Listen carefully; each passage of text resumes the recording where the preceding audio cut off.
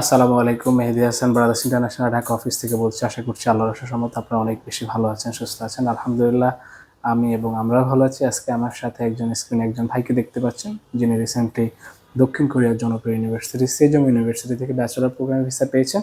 তো আজকের পুরো সময় জুড়ে আমরা ভাইয়ের সাথে কথা বলবো, ভাইয়ের ভিসা সফলতা জানবো ইনশাআল্লাহ। আসসালামু আলাইকুম ভাই। ওয়ালাইকুম আসসালাম। কেমন আছেন? আলহামদুলিল্লাহ ভালো। আপনি কেমন আছেন? জি আলহামদুলিল্লাহ, আল্লাহ ভালো রেখেছেন। আপনার নাম?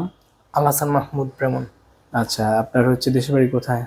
কুমিল্লা ১৪ গ্রাম। চৌদ্দগ্রামে। আপনার একাডেমিক প্রোফাইলটা একটু শেয়ার করেন। একাডেমিক প্রোফাইল হলো এসএসসিতে 4.72 সায়েন্স ব্যাকগ্রাউন্ড থেকে 2020 সাল, এইচএসসি 4.50 সায়েন্স ব্যাকগ্রাউন্ড থেকে 2022 সালে, 22 সাল। আর আইএলটিএস? আইএলটিএস 6.5, নোমেন লেস দেন 5, 5.5। 5.5। কোন মডিউলে কম ছিল? স্পিকিং একটু কম ছিল। স্পিকিং কম ছিল। তারপর দক্ষিণ কোরিয়াকে চুজ করলেন, কোন ইউনিভার্সিটি? আমি দক্ষিণ কোরিয়া চুজ করার আগে আমি প্রথমে ইউএসএ দেখছিলাম, ফিনল্যান্ড, সুইডেন। আচ্ছা আচ্ছা।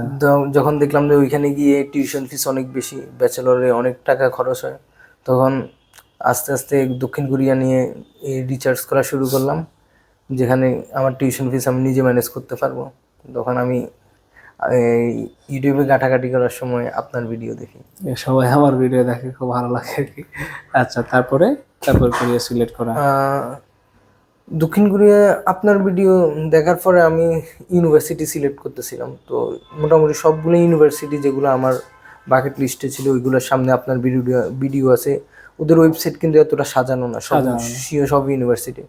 আপনার ভিডিও থেকে ধারণা পেতাম যে কত টিউশন ফিস, বাজেট কত লাগবে, কোন সাবজেক্ট আছে। তারপরে যখন দেখলাম যে আপনার অফিস আমার একদম বাসার সামনে, তখন আমি একদিন চলে আসছি। যেমন এসে জাভেদ ভাইয়ের সাথে কথা বলছি, আসাদ ভাইয়ের সাথে একদিন কথা বলছি, দেন অফিসের সাথে আমার যাত্রা শুরু। আলহামদুলিল্লাহ। আপনি সম্ভবত দংইউতে অ্যাপ্লাই করছিলেন, 100% স্কলারশিপ হ্যাঁ, আমি ছিল। দংইউতে অ্যাপ্লাই করছিলাম, আর সেজংয়ে অ্যাপ্লাই করছিলাম। আমার মেইন টার্গেট ছিল সেজং ইউনিভার্সিটি। আচ্ছা, তো দংইউতে 100% স্কলারশিপ আসছে, অফার লেটার আসছে। আবার সেজং থেকে আসছে, পরে দংইউতে স্কিপ করে সেজংয়ে কন্টিনিউ করলেন নাকি? তো কেন আসলে দংইউ কন্টিনিউ করেন নাই, কেন সেজংয়ে কন্টিনিউ করলেন? সেজংয়ে আপনার ডিপার্টমেন্ট কোনটা ছিল? Computer science and engineering. Scholarship কত পার্সেন্ট ছিল? 50%। 50%। তো কেন সেজং চুজ করলেন? সেজং চুজ করার একমাত্র কারণই হলো আমার ফুল ইন্টেনশন হচ্ছে যে আমি পড়ালেখা করব। আর সেজং কোরিয়ার মধ্যে একটা অনেক ভালো ইউনিভার্সিটি, ওয়ার্ল্ড র্যাঙ্কিং ওদের অবস্থান অনেক ভালো। এই জন্য দংই স্কিপ করে, ওখানে স্কলারশিপ ছিল, টিউশন ফিসও কম, তবু আমি দংই স্কিপ করে সেজং চুজ করছি।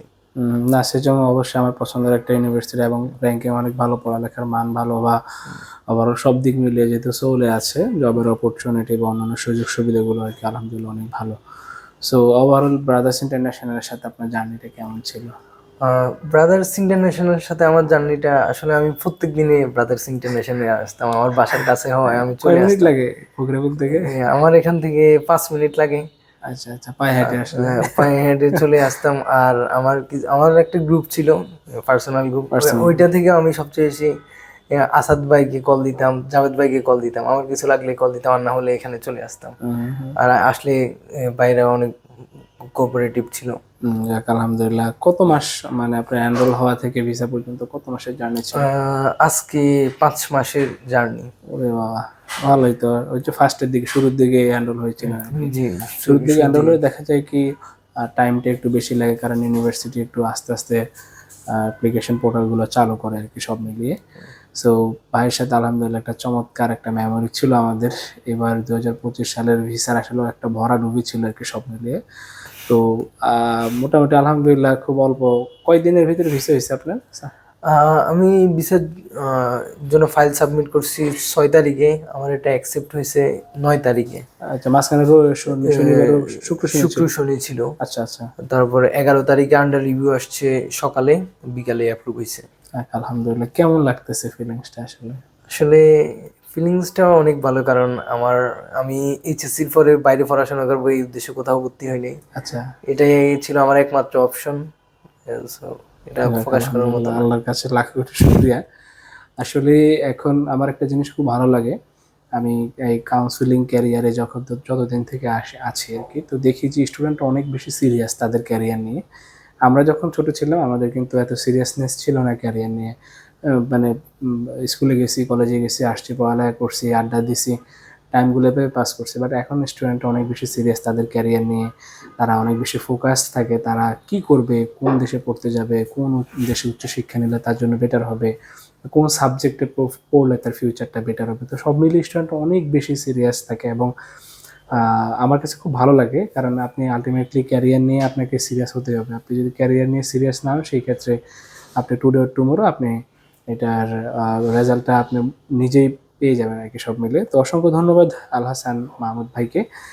আল্লাহ তাআলা ওনার পরবর্তী জীবনকে অনেক বেশি সুন্দর করুক, বিদেশে উচ্চশিক্ষার, দক্ষিণ কোরিয়া উচ্চশিক্ষার ওনার জার্নিটা অনেক বেশি সুন্দর করুক, সেই দোয়া করছি। আর আপনারা যারা বিদেশে উচ্চশিক্ষা, বিশেষ করে সাউথ কোরিয়া, ফিনল্যান্ড, সাইপ্রাস কিংবা রাশিয়াতে অ্যাপ্লিকেশন করতে চান, আপনারা চাইলে আমাদের কনসালটেন্সির মাধ্যমে অ্যাপ্লিকেশন করতে পারবেন। আমাদের কনসালটেন্সির ঠিকানা ব্রাদার্স ইন্টারন্যাশনাল, ফকিরাপুল, মনি টাওয়ারের লিফটের 12 তলায়, এটা মতিঝিলে অবস্থিত। আমাদের অফিসিয়াল টাইম হচ্ছে সকাল 10টা থেকে সন্ধ্যা 7টা পর্যন্ত, শনি থেকে বৃহস্পতিবার। আমাদের শুক্রবার আমাদের বন্ধ আছে। আমাদের অফিসে এসে একটু চায়ের দাওয়াত রইল আপনাদের জন্য, চা খেয়ে যাবেন। আর আল হাসান ভাইয়ের জন্য অনেক বেশি দোয়া করবেন। সেজং উনি ভিসা পেয়েছেন, খুব শীঘ্রই উনি দক্ষিণ কোরিয়ার উদ্দেশ্যে ফ্লাই করবেন। ওনার জন্য দোয়া করবেন যাতে পরবর্তী জীবন অনেক বেশি সুন্দর হয়। আর আল হাসান ভাই, আমাদের নিয়ে এমন কোনো মজার কোনো স্টোরি আছে কিনা, বা কোনটা শেয়ার করতে চান, কোন গল্পটা বা কোন মোমেন্ট আপনার খুব ভালো লেগেছিল?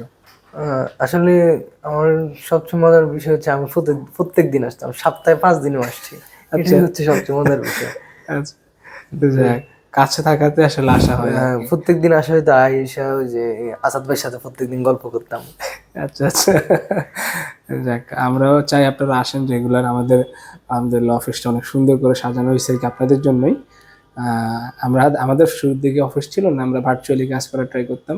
তো স্টুডেন্ট আমাকে বলতো যে ভাই, চা খাওয়ার জন্য তো একটা অফিস লাগে। তো পরে একটা অফিস নিলাম দৈনিক বাংলা মোড়ে, শুরুর দিকে আর কি। তো পরে বলতেছে ভাই, অফিস তো ছোট হয়ে গেছে, অনেক লোক মিলে একসাথে চা খাইতে পারি না, আর একটু বড় একটা অফিস নেন। আলহামদুলিল্লাহ, আর এই প্লেসটাতে শিফট করছি এখন, যেখানে আমরা আছি মনির টাওয়ারে। এখন আলহামদুলিল্লাহ স্টুডেন্টের ফ্লো আরও বেড়েছে, যার কারণে আমাদের অফিসটা আরও বড় করা হয়েছে। এখন মোটামুটি অনেক বড় একটা অফিস আলহামদুলিল্লাহ। আপনাদের সকলে অনেক বেশি আমন্ত্রণ রইল আমাদের ব্রাদার্স ইন্টারন্যাশনাল ঢাকা অফিসে। আজ তাহলে এই পর্যন্তই। আর কিছু বলতে চাচ্ছেন কিনা স্টুডেন্টদের উদ্দেশ্যে, যারা নতুন করে এনরোল হতে চাচ্ছে বা কোরিয়াকে বা বিদেশে যেতে চাচ্ছে, তাদের উদ্দেশ্যে তারা কেন ব্রাদার্স ইন্টারন্যাশনাল আসবে? আসলে কোরিয়া থেকে রিজেক্ট হওয়া বা না হওয়া, রিজিক হচ্ছে আল্লাহর হাতে। এক্স্যাক্টলি। এখন কোরিয়া অনেক ভালো অপশন ভিসা হলে, আর ভিসা না হলে যে সব শেষ এমন কিছু না। আর ব্রাদার্স ইন্টারন্যাশনাল 1 by 1 সার্ভিস দেয়, সব কিছুই ওনাদের সাথে সবসময় কোঅপারেটিভভাবে আলোচনা করা যায়। সব রাতেও ওনাদেরকে কল দিলে পাওয়া যায়, ওই জন্য ব্রাদার্স ইন্টারন্যাশনাল। আচ্ছা, তো এই জন্য আমি কিন্তু রাতে কল দিতে উদ্বুদ্ধ করছি না কাউকে আর কি। যাই হোক, অসংখ্য ধন্যবাদ আল হাসান মাহমুদ ভাইকে।